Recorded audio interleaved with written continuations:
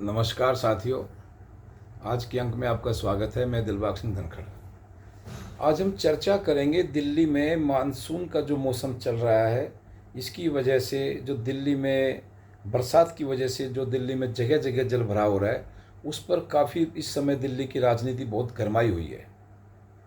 और इसी जल भराव की वजह से आपने देखा होगा कि कई दिन पहले ओल्ड राजेंद्र नगर में और राउज़ IAS अकेडमी में 3 जो हमारे जवान होनहार बच्चों की पानी में डूबने से मौत हो गई थी।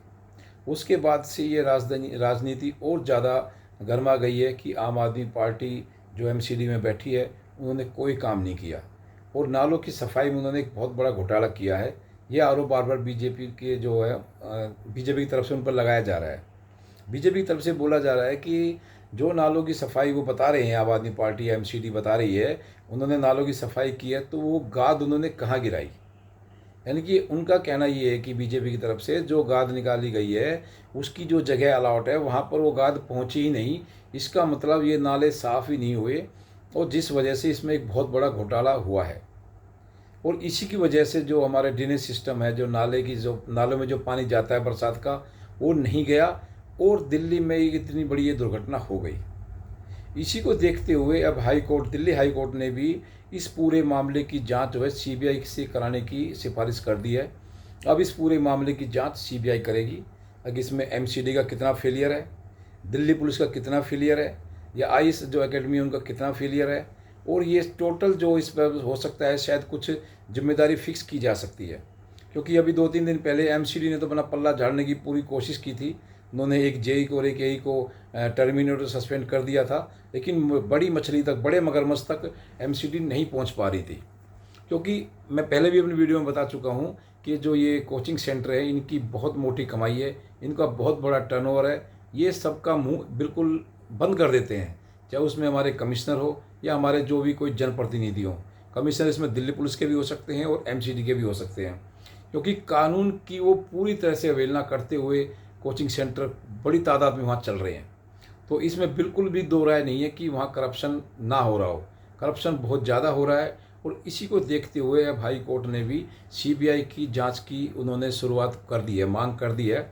अब इस मामले को CBI देखेगी।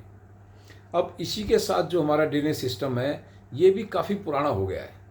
जो दिल्ली के जो DDA के पूर्व प्लानिंग कमिश्नर है EK जैन जी, उनसे कुछ प्रेस रिपोर्टर्स ने बात की, उन्होंने अपने विचार रखे। तो उनकी जो विचारों से कुछ जो चीज़ निकल के आई है, उसको जानना आपके लिए थोड़ा सा ज़रूरी हो जाता है। उन्होंने बताया कि जो हमारा ड्रेनेज सिस्टम है, वो जब जिस समय बनाया गया था, 70-80 के आसपास से शुरू हुआ है, तो उससे हमारी दिल्ली की पॉपुलेशन केवल 60 लाख थी। अब दिल्ली की पॉपुलेशन हमारी बहुत ज़्यादा हो गई है, अनऑथराइज कॉलोनियाँ बहुत ज़्यादा बस चुकी हैं, जिससे कि दिल्ली में पॉपुलेशन का एक जो है करीब बहुत ज़्यादा हो गया है। और उसकी वजह से जो हमारा ड्रेनेज सिस्टम है, उसकी एफिशिएंसी बिल्कुल जो आज की जो हिसाब से जो होनी चाहिए वो नहीं है। क्यों? क्योंकि दिल्ली अब बिल्कुल जो पहले जो खेती का एरिया होता था, काफ़ी जो खुला ग्रामीण एरिया होता था, वो ख़त्म हो गया है। अब धीरे धीरे वो जो पानी जो पहले खेतों में समा जाता था, या खेतों के या गांव के आसपास में हर गांव में 2-2 3-3 तालाब जोड़ होते थे बड़े बड़े, जिनमें कि बरसात का जो पानी था वो काफ़ी आसानी से वहाँ चला जाता था और वो पानी नीचे ज़मीन में भी चला जाता था, जिससे कि हमारे जो ज़मीन का वाटर भी रिचार्ज होता था और हमारा वाटर लेवल भी काफ़ी ऊपर रहता था। तो लेकिन इन सब चीज़ों को देखते हुए अब दिल्ली में जितनी अनऑथराइज कॉलोनी बसी है या दिल्ली की जो ऑथराइज कॉलोनी बसी है, उनके हिसाब से जो हमारा वाटर ड्रेनेज सिस्टम है वो बिल्कुल टोटली फेल है। उसकी एफिशिएंसी वो कहीं मैच ही नहीं कर सकते। तो इस तरह से उन्होंने बताया कि जब तक हमारा वाटर ड्रेनेज सिस्टम है, इसको मास्टर प्लान के अकॉर्डिंग नहीं बनाया जाएगा। हालांकि उन्होंने ये भी बताया कि दिल्ली का जो मास्टर प्लान है वो करीब करीब 2.5 साल से ज़्यादा लेट हो चुका है। उसमें कुछ प्रावधान भी रखे गए हैं। उसमें कुछ प्रावधान इस तरह से रखे गए हैं कि जो दिल्ली का जो हमारा जो खासकर जो बरसात का जो पानी होगा, वो वाटर हार्वेस्टिंग के ज़रिए दिल्ली में उसको नीचे रिचार्ज करने की कोशिश की जाएगी।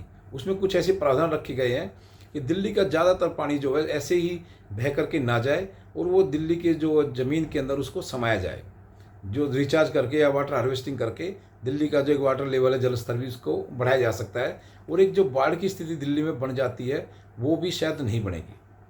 उसके साथ ही उन्होंने एक चीज़ और बताई है कि जो दिल्ली का ड्रेनेज वाटर प्लान है, उसको आईआईटी के जरिए तैयार किया जा रहा है और मास्टर प्लान डीडी के द्वारा तैयार किया जा रहा है। इसमें इन दोनों का तालमेल बिल्कुल भी नहीं है।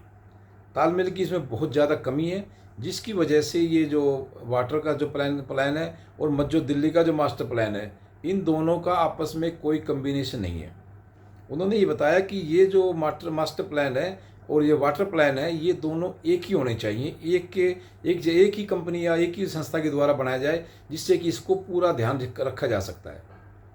अब दिल्ली में जो हमारा जो ड्रेनेज सिस्टम है वो इस तरह से बताया जाता है कि जितने भी हमारे नाले हैं, छोटे नाले हैं जो कॉलोनियों में बने हुए हैं, वो सब पानी ले जा करके 64%, यानी कि टोटल दिल्ली का 64% जो पानी है वो नजरगढ़ ड्रेन में ले जाकर डालते हैं, और जो 12% जो पानी है वो शादरा ड्रेन में डलता है, और 24% जो पानी है जो हमारा बारापुला ड्रेन से होते हुए यमुना जी में जाकर डलता है वो। तो इस तरह से उन्होंने बताया कि ये जो पानी जो डिस्ट्रीब्यूशन है वो डलने का वो तो ठीक है, लेकिन जो हमारे नाले हैं, जो ड्रेनेज सिस्टम हमारे जो छोटे पड़ गए हैं, उसकी वजह से जो ये पानी रोड पर आ जाता है और एक जल भराव की स्थिति बन जाती है। इसमें ये देखने को आ रहा है कि जो वाटर का जो हमारा ड्रेनेज सिस्टम है एमसीडी को, जिसको टाइम टू टाइम इसको अपडेट करना चाहिए था, वो इनको अपडेट नहीं किया। कॉलोनियाँ बहुत बढ़ती जा रही हैं, दिन पर दिन पब्लिक दिल्ली में बढ़ती जा रही है, लेकिन जो फैसिलिटी है उसकी तरफ कुछ ध्यान नहीं दिया गया, जिसकी वजह से दिल्ली में अब ये डेली का वाटर जो, यानी कि दिल्ली में अगर थोड़ी सी बारिश हो जाती है तो आप देखेंगे जगह जगह जल भरा हो जाता है। लोगों को घरों तक पहुंचने में बड़ी मशक्कत करनी पड़ती है। अभी बीच में कई दिन जब लगातार बारिश हुई थी, उसमें काफ़ी बुरी तरह से लोग फंसे हैं। अभी एक बारिश सुबह के टाइम हुई थी 26 जुलाई को, उसमें इतना सुबह के टाइम इतना ट्रैफिक भयंकर हो गया था। खासकर मैं एमबी रोड की बात करूँगा कि एमबी रोड पर 1.5-2 घंटे तक गाड़ियाँ हिल भी नहीं पा रही थी। यानी कि जिन बच्चों के कोई स्कूल में एग्ज़ाम चल रहे थे, या कोई आदमी जिनको ऑफिस पहुंचना था, या स्कूल में टीचर्स नहीं पहुंच पाए, या कोई मेट्रो के कर्मचारी नहीं पहुंच पाए, इस तरह से देखा जाए तो दिल्ली की व्यवस्था बिल्कुल ठप हो गई थी। यानी कि 26 जुलाई को दिल्ली की व्यवस्था बिल्कुल एक तरह से चरमरा गई थी कि चारों तरफ से कहीं भी निकलने का कोई रास्ता कहीं दिखाई नहीं दे रहा था। ऐसे ही हादसा 31 जुलाई को लास्ट को भी हुआ है। उस दिन भी शाम को 5-6 बजे से करीब बारिश होनी शुरू हो गई थी, और वो रात में बारिश करीबन 11-12 बजे तक वो बारिश हल्की हल्की होती रही है। उस समय तो बिल्कुल अंत हो गया उस दिन तो, यानी कि 31 जुलाई का तो मुझे लगता है कि आप लोगों के काफ़ी जानकार भी उस बारिश के उसमें जाम में फंसे होंगे। मेरा कज़न, मेरा छोटा भाई लाडू सराय से और देवली तक उसको आने में 5 से 6 घंटे लग गए। यानी कि वो 7 बजे करीब वहाँ आ गए थे, पर ज़्यादा बल्कि करीबन वो 2 बजे करीब घर पे आके घुसे हैं। ऐसे ही बच्चे बाहर गए हुए थे, वो भी आने में उनको 4-5 घंटे उनको लगे हैं। यानी कि जो रास्ता 1 घंटे का 1.5 घंटे था, उसमें 5-5 घंटे लगा के पब्लिक आई है। उस दिन काफ़ी इतना एक दिल्ली का बिल्कुल जाम ऐसा हो गया था कि आप उसकी तुलना नहीं कर सकते। आप एमबी रोड चले जाइए, आप रिंग रोड चले जाइए, आप यानी कि दिल्ली के किसी भी रोड पर चले जाइए, बड़ी ही भयंकर स्थिति थी। एम्बुलेंस रास्तों में फंसी हुई थी, जगह जगह एम्बुलेंस इतनी जगह फंसी हुई दिखाई दे रही थी उस दिन कि आप पूछो मत। मेट्रो के कर्मचारी भी अपने जो ड्यूटी से करके घर नहीं पहुंच पा रहे थे। अच्छा, उस दिन सैलरी डे भी था, काफ़ी कर्मचारियों को उस दिन तनख्वाह भी मिली थी, उनको खुशी होती है, चलो भैया तनख्वाह मिले, जल्दी से घर पहुंचेंगे। लेकिन वो लोग रात को 1 बजे, 2 बजे, 3-3 बजे तक लोग अपने घर पहुंचे हैं। जिनके पास अपना कोई साधन था वो तो फिर भी थोड़ा टाइम से पहुंच गए हैं, और जिनके पास कोई साधन नहीं था, 11 बजे पता आपको मेट्रो बंद हो जाती है, बसों की सर्विस जाम में फंसी रहेंगी, तो बसें भी कहाँ से चलेंगी। लोग बड़ी मुश्किल से, यानी कि ये समझ लो कि कैसे कैसे करके अपने घर वो पहुँचे हैं। जो आदमी रात को 2-3 बजे घर पहुँचेगा, वो अगले दिन कैसे अपने काम को सही ढंग से चला पाएगा, कैसे ड्यूटी पर पहुँच पाएगा। उस बरसात के दिन तो दिल्ली का ऐसा हाल हो गया था कि जैसे दिल्ली बिल्कुल, आप ये समझ लो, बिल्कुल चारों तरफ से घिर गई है। एम्बुलेंस रास्तों में घिरी पड़ी है। जब अब सोचो किसी को मान ले एयरपोर्ट जाना हो, किसी को फ़्लाइट पकड़नी है, वो कैसे पकड़ेगा? वो जा नहीं सकता, उसकी फ़्लाइट मिस 101% हुई होगी। अगर किसी को फ्लाइट एयरपोर्ट से घर वापस आना रात को, वो भी जाम में फंसा होगा। अगर कोई सर्विस ड्यूटी से घर आ रहे हैं, वो भी जाम में फंसे होंगे। इस तरह से देखा जाए तो पूरी दिल्ली, उसकी व्यवस्था उतनी ऐसी चरमरा गई थी कि लोगों में बिल्कुल हाहाकार मच गया था। सरकार के प्रति इतना गुस्सा, इतना रोष था लोगों में कि उसको बयान नहीं किया जा सकता। लेकिन क्या करें, हमारी सरकार बिल्कुल सोई पड़ी है। और इस व्यवस्था पर किसी का भी ध्यान नहीं है। मैं तो खासकर अपने जो साउथ दिल्ली की बात करता हूँ, जे जोन की, देवली, संगम विहार, सैनिक फॉर्म की तरफ से, यहाँ पर तो इतना बुरा हाल हो जाता है कि आप उसकी तुलना नहीं कर सकते। हालांकि मास्टर प्लान जो हमारा 2021 का जो मास्टर प्लान था, उसमें इतने अच्छे यहाँ पर प्रोविज़न दिए गए हैं, 5-6 यहाँ पर इससे चौड़े चौड़े बढ़िया बढ़िया रास्ते दिए गए हैं। अगर ये रास्ते यहाँ पर निकल जाए तो उनके साथ, उन रास्तों के साथ साथ अच्छे चौड़े नाले भी निकल सकते हैं पानी के, जिससे कि वो पानी निकल के आगे जा सकता है। लेकिन अभी फ़िलहाल कंडीशन क्या है, सैनिक फॉर्म से, सैदराजाब से या देवली की तरफ से जो भी पानी एमबी रोड पर आता है वो आगे नालों में नहीं जा पाता। वो पानी, उस पानी को नाले ऑब्जर्व नहीं कर सकते, और जिससे कि पूरा एमबी रोड पानी से बिल्कुल भर जाता है। अगर ये हमारे पास मास्टर प्लान के जो 5-6 रास्ते हैं ये हमारे निकल जाए तो इतना लोगों को आराम हो जाएगा, इतनी यहाँ की जो व्यवस्था है काफ़ी सुधार हो जाएगी कि लोग जाम से ही बचेंगे और पानी की निकासी बहुत अच्छी तरह से हो जाएगी। लेकिन कोई भी सरकार, कोई भी पार्टी इस पर कुछ भी बोलने करने को तैयार नहीं है। 2021 का मास्टर प्लान था, ये लोग लगभग 2005 या 6 में तैयार हो गया था, अब तक इस पर कोई भी कार्रवाई नहीं है। कोई भी रास्ता, जैसे कि अब सैनिक फार्म गेट नंबर 1 से एक रास्ता इसमें दिखाया गया है 100 फुट का, सैनिक फार्म गेट नंबर 1 से सीधा 100 फुट का रास्ता बांध पर होते हुए और सीधा जो UR2 जो निकल रहा है दिल्ली का थर्ड रिंग रोड जाके उसमें जुड़ना था, लेकिन उस पर भी कोई कार्रवाई नहीं हुई। जो हमारा बांध रोड है, डॉक्टर साहब सिंह वर्मा नाम से है, जो ये रास्ता भी इधर नेवसराय में जाके सैदराबाद वाले रोड से जुड़ना था, इग्नू रोड से, और उधर शूटिंग रेंज से जुड़ना था। इस रास्ते पर भी कोई कार्रवाई नहीं हुई है, और यही एक रास्ता थोड़ा ऐसा है जिससे कि लोग निकल सकते हैं। लेकिन आपको जान के हैरानी होगी कि इस रास्ते का भी इतना बुरा हाल हो गया है कि आप इसकी तुलना नहीं कर सकते। नीचे से एक छोटा सा नाला बना हुआ है पुराना, लाडोरे के साथ से, वो नाले की चौड़ाई मुश्किल से 2.5 से 3 फीट होगी, वो भी बिल्कुल सिल्ट से भरा पड़ा है। उसकी कभी सफाई हमें तो याद है नहीं कब हुई होगी, शायद कभी थोड़ी बहुत हुई होगी किसी हिस्से की, लेकिन ज़्यादातर वो नाला सिल्ट से भरा पड़ा है। उसमें बारिश का बिल्कुल भी पानी जाने की गुंजाइश ही नहीं है। उसके बाद आप बांध पे आ जाइए। बांध पे एक नाला जो विधायक जी के द्वारा निकाला जा रहा है, जारवाल जी के द्वारा, कम से कम उसको 7-8 साल हो गए हैं, लेकिन अभी तक वो नाला शनि बाजार चौकी को क्रॉस नहीं कर पाया है।